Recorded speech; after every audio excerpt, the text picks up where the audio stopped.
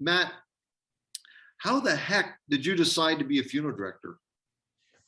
My standard answer to everybody is I'm an idiot, but that's not the truth. You're what? I'm an idiot.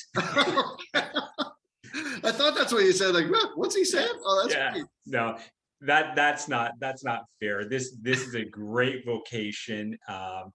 It pulls you out of your comfort zone, gets you going so many directions. But it started when I was a kid. I went Now, when you say kid, like a 5-year-old kid, what? How old like were you?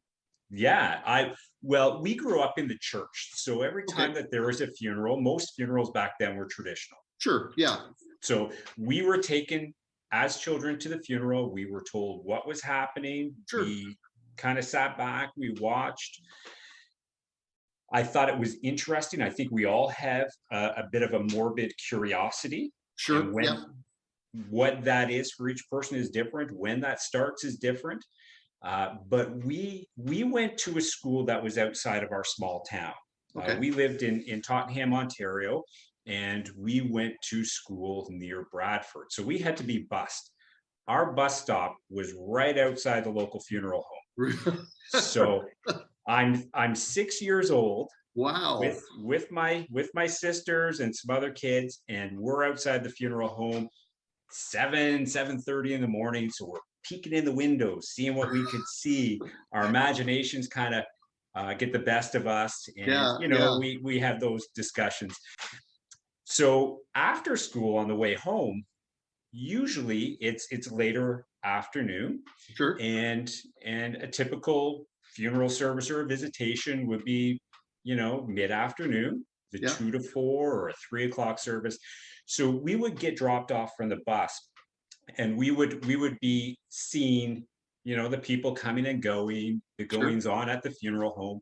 So I would just kind of hang around and just kind of watch. So wow, that was my first experience with what I thought funerals were. sure. So It was just a normal part of your everyday life, going to school, going to church. Yeah, okay, normal part. So funny thing is, I don't have a picture right here, but I drew a picture in grade 2, and it said, I want to be a guard at a funeral home. wow, wow, So that's so that's kind amazing. of where it started. But Wow, wow. So obviously, as a 6-year-old, you're not enrolling to Humber or anything like that. So that stays with you for all those years. stays with Wow, me. Yeah, wow. growing up in Alliston, we were factory town, so that was kind of what people aspire to do, is good pay, good Yeah, benefits. yeah, Um, but I still had a drive to do something. I didn't want to go to university. right. Tried a couple different colleges.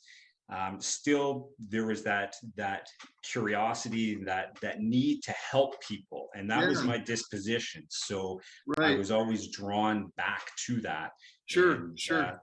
met a few funeral directors, and then the rest is history. Right. You kind of start poking around as a teenager, helping at the funeral home and seeing more and more stuff. Wow.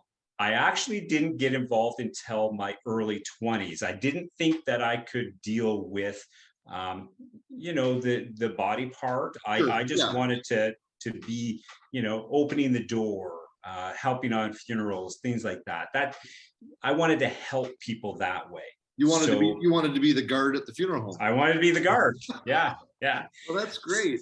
So yeah.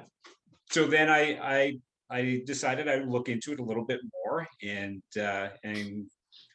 here we are.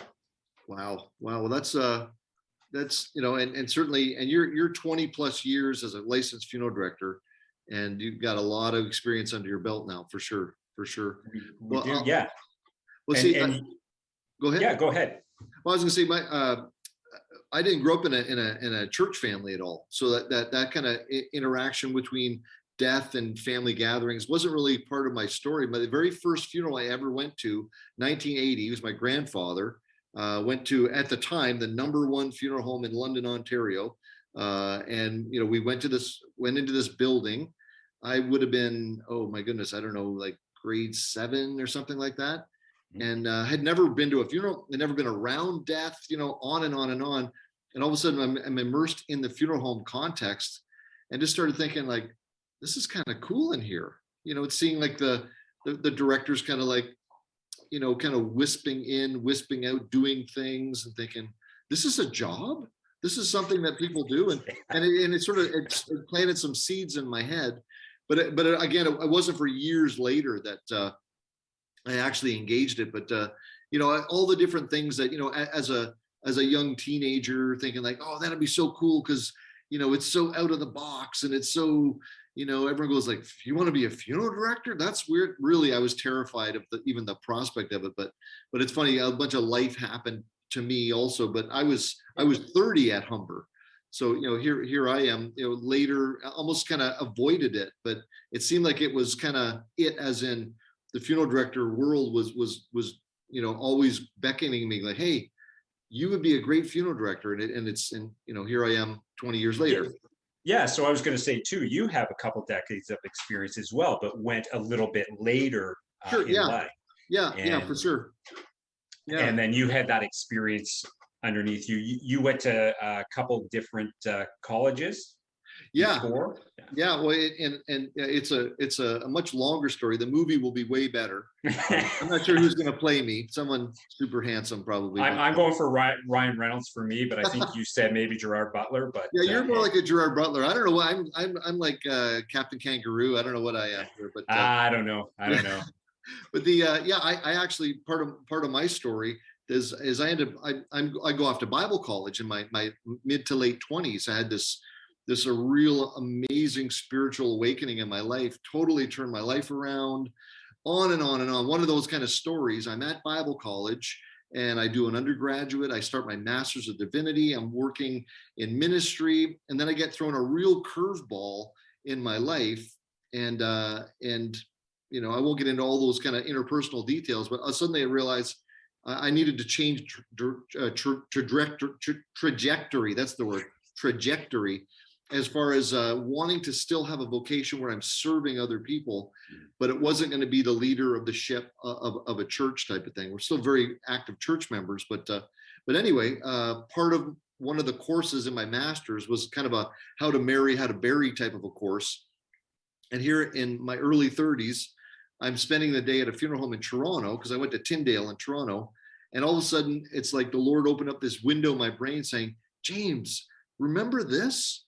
Remember this funeral director dream you had as a kid? And all of a sudden, it was like, it became crystal clear. I'm supposed to do this. And kind of never looked back. Even my faculty advisor at Tyndale said, when I said, I think I'm going to switch gears and be a funeral director. And he said, you would not be the first person we've lost to the funeral industry, kind of thing, because we're a helping trade. We're a helping. Yeah, I think it's a servant's heart. Yeah, for sure. To do it well, as I would think you and I do it well, because we want to serve people. But so yeah, it was kind of a hodgepodge, kind of bing bang bong, pinball, boom. And then I'm at Humber as the older student, but yeah.